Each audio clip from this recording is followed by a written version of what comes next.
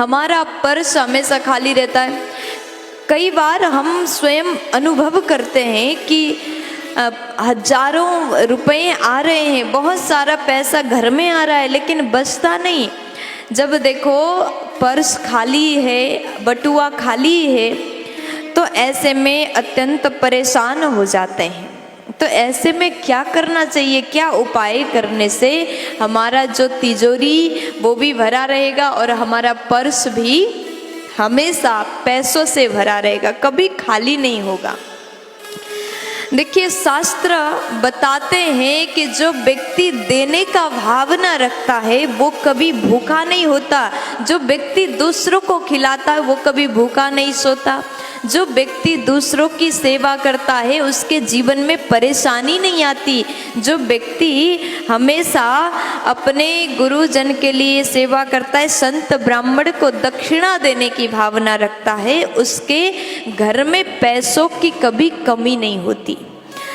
देखो, दरिद्र तो वो बन जाता है जिसने कभी देना जाना ही नहीं, जिसने किसी की सेवा करना जाना ही नहीं। वो व्यक्ति पैसा होने के बाद भी वो दरिद्र ही बना रहेगा। तो मैं आपको निवेदन कर रही थी, ऐसा क्या करना चाहिए जिसको करने से आपका जो पर्स है कभी पैसों से कमी ना रहे, पर्स पैसों से खाली ना रहे। कहते हैं जिस घर में कभी कोई भी आए, अब मान लीजिए आपके घर में कभी आपके रिश्तेदार आए, मेहमान आए, और आप रिश्तेदार के आने के बाद भी आपने भोजन नहीं बनाया, आपके घर में आए मेहमान भूखे चले गए, तो ऐसा करने से उस घर की नारी को बहुत बड़ा पाप लगता है।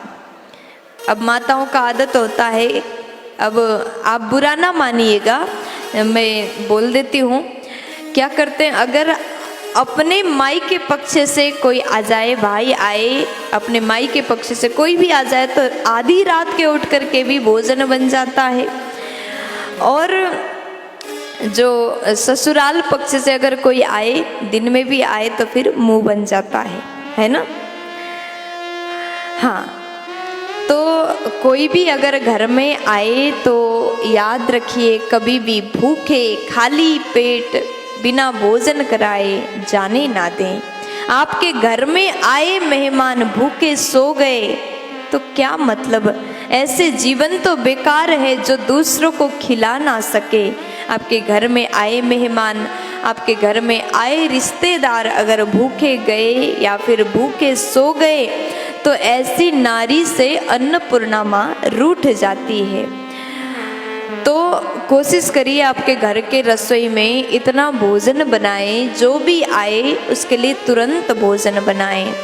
अगर आप ऐसा करते हैं तो माता अन्नपूर्णा आपसे प्रसन्न हो जाती हैं, आपको आशीर्वाद देती हैं। अगर आप दूसरों को खिलाते हैं तो आपके घर में कभी कोई कमी नहीं रहेगी और आपका पर्स भी पैसों से भरा रहेगा। और कहते हैं कि आपके घर में अगर बेटी आई और गुरु ब्राह्मण ये 3 जन आए, तो आप दक्षिणा देने की भाव अवश्य रखें। बेटी, ब्राह्मण और गुरु को खाली हाथ अगर भेजते हो, बिना दक्षिणा दिए भेजते हो, तो आपका पर्स खाली ही रहेगा। आप चाहते हैं पर्स पैसों से भरा रहे तो दक्षिणा देने की भाव रहे। और दूसरी बात निवेदन करती हूँ कि अगर आप चाहते हैं हमारा पर्स पैसों से भरा रहे, तो आपको क्या करना है कि घर में भगवान को स्नान करा करके वो चरणामृत संपूर्ण सदस्य बड़े प्रेम से भगवान के चरणामृत ग्रहण करें। ऐसा करने से आपके घर में कभी किसी भी प्रकार की कमी नहीं होगी। आपका जो पर्स है पैसों से भरा ही रहेगा। प्यार से बोल दीजिए ना।